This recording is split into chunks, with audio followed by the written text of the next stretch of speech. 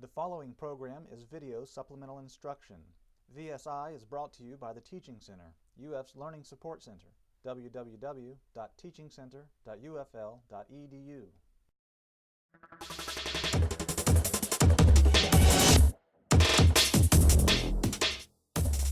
Question number 8. Number 8 states, a bucket resting on the floor of an elevator contains an incompressible fluid of density rho. When the elevator has an upward acceleration of magnitude A, the pressure difference between the 2 points and the fluid separated by the vertical distance delta H is given by. And that's the question. So you're looking for the pressure difference between the 2 points separated by a physical distance. So you're looking for delta P is equal to what? Now, because there are no numbers in the question at all given, you know that you're going to be using equations, manipulating the variables according to the conditions given. That is, it's a complicated problem, and it's mainly mental thinking. So what you got to do is you got to think, okay, you have an elevator and the acceleration is going up. Now you always have a g-force going down, always. Where on Earth there is gravity. So the elevator rises. Let's say it was originally down here, and it each has a bucket in it of water. So this, let's put over here, this is delta H. It rises delta H.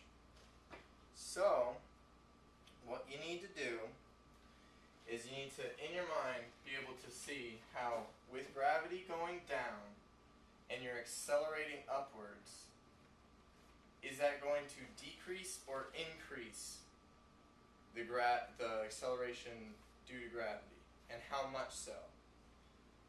Now, if you think about it, think about a roller coaster or a car.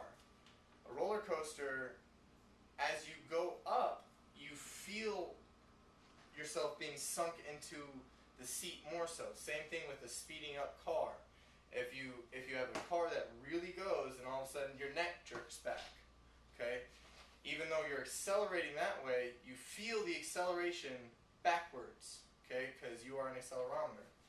The same thing happens to this bucket, all right? It's rising, and even though it is accelerating up, as a whole, the elevator is accelerating up.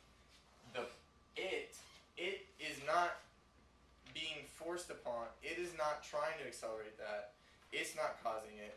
It's just along for the ride.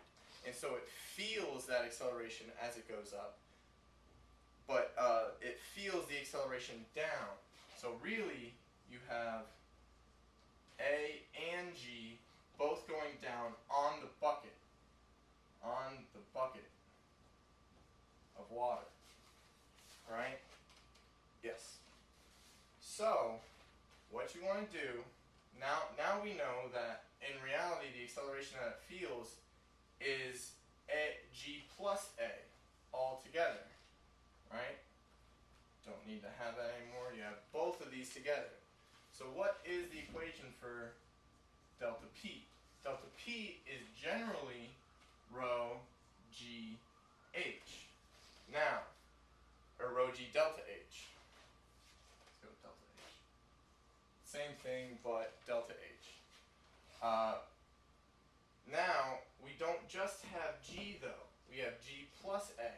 So, you have delta P is equal to rho G plus A delta H.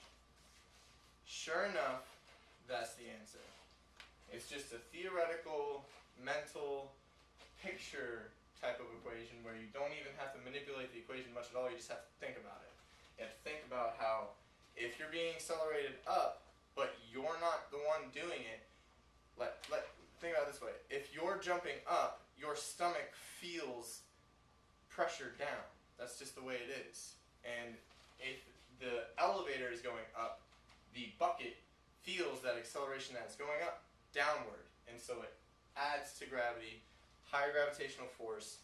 This is the concept of why you hear about pilots and astronauts feeling multiple G's in their simulation. The Teaching Center, UF's Learning Support Center, www.teachingcenter.ufl.edu.